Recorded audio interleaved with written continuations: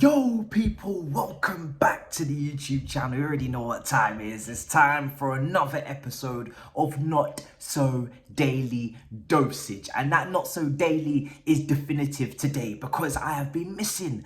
The missing posters were about to start getting put out. Listen, the heat wave in the UK was disgusting, despicable, distasteful, disturbing. I'm discombobulated. It was terrible, okay? I want to make that abundantly clear. People were crawling on the ground. People's asses were on fire.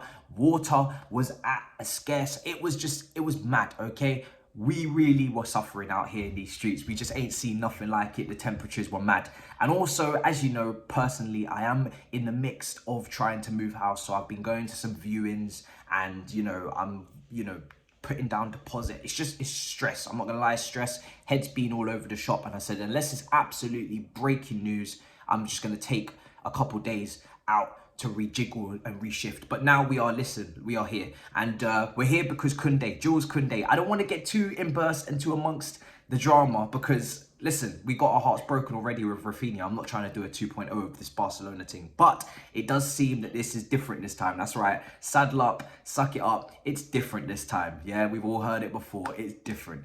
Now listen, when it comes to Jules Kounde, this player, it looks like we're about to agree a fee with Sevilla, if we haven't already when this comes out. 51.1 million, rising to maybe 55, but add-ons are going to be thrown in here, there and everywhere. So just bear with me because the fee is not completely concrete, but there are add-ons to get to Sevilla's valuation or near enough to it as well. And hopefully with this player, listen, we've had personal terms agreed for over a year, so he just wants to just move club at this point. Hopefully it's not like a thing with Rafinha where he's waiting on Barcelona to get their 4th, 5th, 7th economic lever to be levered, and then he goes there instead. If we get the fee agreed, from many different reporters, Ben Jacobs, Simon, many reporters are saying it, Matt Law, loads. They're all saying that, listen, at the end of the day, if we get the fee agreed, he's happy to come to Chelsea. Is Barcelona's preference? I don't know. Potentially, Xavi's been in his ear talking talking to him personally. They haven't actually put in a bid, Barcelona. But we've already got the personal terms agreed anyway from a year ago. And if we get the fee agreed, then really this should go through straight away. I'm more excited about this than I would be for Kimpembe, just because I feel like that left-hand side is pretty well covered. If you've got, Koulibaly, who is a natural over there. He's been on the left for Napoli all of last season. You got Levi Colwill, who hopefully will get his first pre-season game tomorrow against Charlotte. Obviously, his uncle has come out on Twitter and made it very clear that he's not pushing for starting minutes. He's not pushing to leave the club. He just wants clarification. So his uncle's come out and said that, and a lot of reports have also come out and said that now. So hopefully it calms down over pre-season and we just see what happens with Levi Colwill. And then on the right side, you've got Trevor, but it would be nice to have Jules Kounde because I think in a back three he would excel. His ball carrying ability, his dribbling, his underlapping runs. He scored some lovely goals for Sevilla. We've already looked into the player many a time on this channel because we've been covering it for over a year. It would be a very exciting signing. Kimpembe also, if Tuchel that's what he wanted, then great. If he brought him in, but if he doesn't, I'm not going to cry about it. For sure, he's not. I wouldn't say he's a world-class defender. I definitely think he's still got things to improve anyway. I always never felt that we needed to buy 3 centre-backs. I thought it was 2 would be enough, Koulibaly, and say you get a Kounde. I think that's perfect. You go into the season with Trevor, Kounde, Koulibaly, Silva. You've got Ampadu who can play. You've got Levi if he stays. You've still got Malang Sarr here as well as your 6th option like he was last year if he doesn't leave.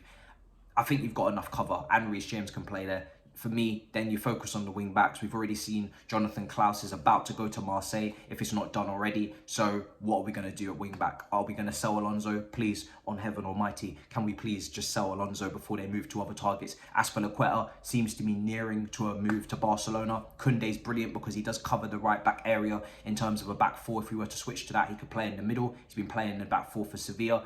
Not too worried about the height. Yes, it's been brought up, like I said, many a time. We spoke with Julian Laurens. He's got a great leap, but if he plays at the right back, he's been competent over there for France.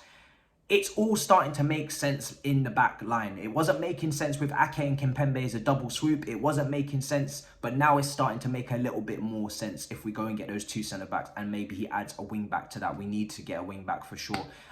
We need to add a wing back. So that's the logic. That's the thought behind it. That's the process. I'm starting to understand and grasp the madness that is unfolding before my eyes. Now listen, I want to get into other topics that are also related to the young players, and I haven't really given my thoughts, I guess, on, you know, players that have been sent back to the under-23s, how Tuchel's handling the youngsters, how youngsters are handling the pressure, or are they actually trying to be at Chelsea, or are they just looking for a quick exit? All of these things. Let's start with Armando Broja, because he's the headline at the moment. It seems Tuchel would like to keep the player. That's the report coming out. Tuchel wants to keep Armando Broja. He's fighting to keep Armando Broja. Broja has flown back to London because he had an injury.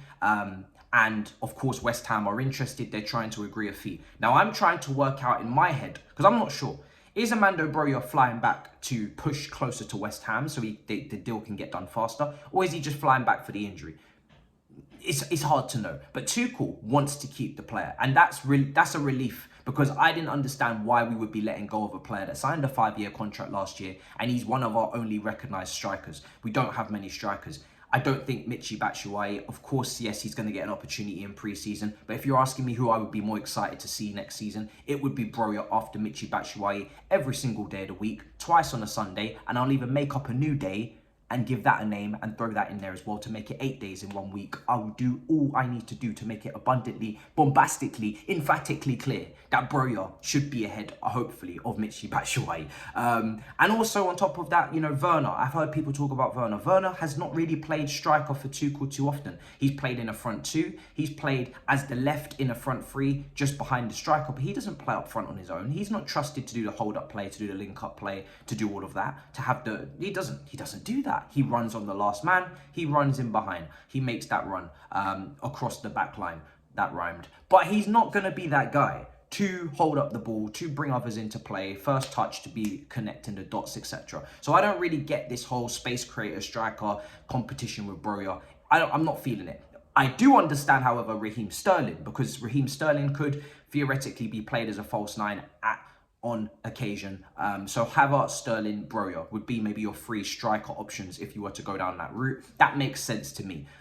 So let's see. Also, Todd Bowie, though, did come out. Well, he didn't come out, but he did say that potentially he will be restructuring the wage budget. And I had a little dance in my living room, a little boogie. I was absolutely just, the words of restructuring wage. I've been banging on about it for so long that it was just so wonderful, so magical, so mercurious. I'm just making up words. I was just so excited. I was just so happy to hear. And maybe that does push Timo Werner a little bit more towards the exit door. You still have to find a club for him, but those wages are high. He mentioned he wants players to be earning the money that represents their value and importance to the team to make it make sense, so to speak. It does need to start making sense, lads, because Reece James and Mason make the least and they're playing the most. Same with Mendy. It doesn't make sense. Werner's wage doesn't make sense. I've been saying it for months. It doesn't make sense. If you're not going to be a constant key starter in that 11, you shouldn't make it 270k a week. It don't make no sense. So we got to make moves on that exit. What's happening with Ziyech? Kind of gone quiet, but again, there were links to AC Milan. He's just changed. Well, he just left his agency and he's now being represented by a lawyer like Lukaku. There were rumours circulating that maybe, you know, Jay-Z, you know, Rock Nation are going to handle his transfer as well. I don't know. We know they're best buddies. We'll see what happens. But in terms of Broja, stay. I said it on the last video. I'm going to say it again. Where are you running? Why are you running? Why are you running? Where are you going? Stay. You have not too much competition. If you're not expecting any competition, then you're at the wrong club. This is Chelsea Football Club. There will be competition. But you don't have too much. It's a healthy amount of competition. There's 5 subs. There's plenty of games to play. You've always wanted to make it up until this point. I'm sure you hopefully still do. Even if you go to West Ham, you're still competing with Antonio, who's a very, very good player and suits that system to an absolute T. But of course, he's overplayed and needs rotation as well for a long season. I don't really get where you're going, my brother. Do you know what I mean? Stick it out. Come back. Get back from your injury.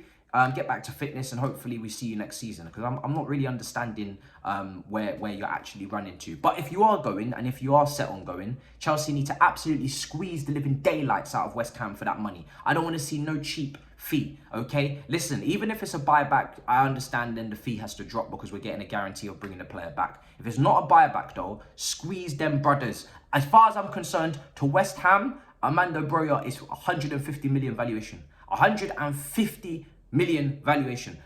Don't ask me where I got that figure from, yeah? But that's the valuation for West Ham on Armando Broja. We might bring that down to 100 million if we're feeling like, you know, feeling generous, feeling cheerful. That's as low as we go, 100 million. For you, my friend, 100 million. That's how it goes. So in terms of Gilmour, of course, Harvey Vale, they dropped to the under-23s. Look, nobody likes to see that. Nobody likes to see that. Disappointing, of course, but it's predictable. Look, I don't want to see Barkley in the squad. I ain't gonna lie to you. Let me just keep it 100 buckaroonies. I don't really want to see Barkley in there. People say he's there to be on the shop window in terms of if the player is in pre-season, he's training, he's playing games, other clubs might come in. My brother, my sisters, we all know Ross Barkley, Riddle Me Ross. We've known this brother for a long time. Nobody's going to be losing their minds over pre-season. The Zidane performances from Riddle Me Ross will not blind anybody any longer. The clubs know what they're getting. They either want him or they don't. He's going into his last year. It's as simple as that.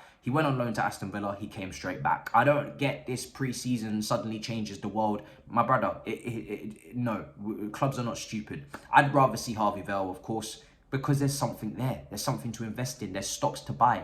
It's not just a flat line. However, he's in the under-23s along with Gilmour. But happy to see that, like I said, Ampadu is doing his thing. He looks like he's aiming for a first-team spot. They can't all make it. But, of course, it's very difficult to watch the Deadwood hanging around in there, you know, taking money and taking game time from our football club. But it is where it is, as they say. Do you know what I'm saying? So big up your damn selves. Make sure you let me know in the comments down below what you're thinking of Kounde potentially joining us, although we don't want to jinx it because Barcelona are always causing problems. Do you know what I mean? No money, but can still buy players. This is Nagelsmann. This is what we're dealing with. And also, tell me what you think of Broja.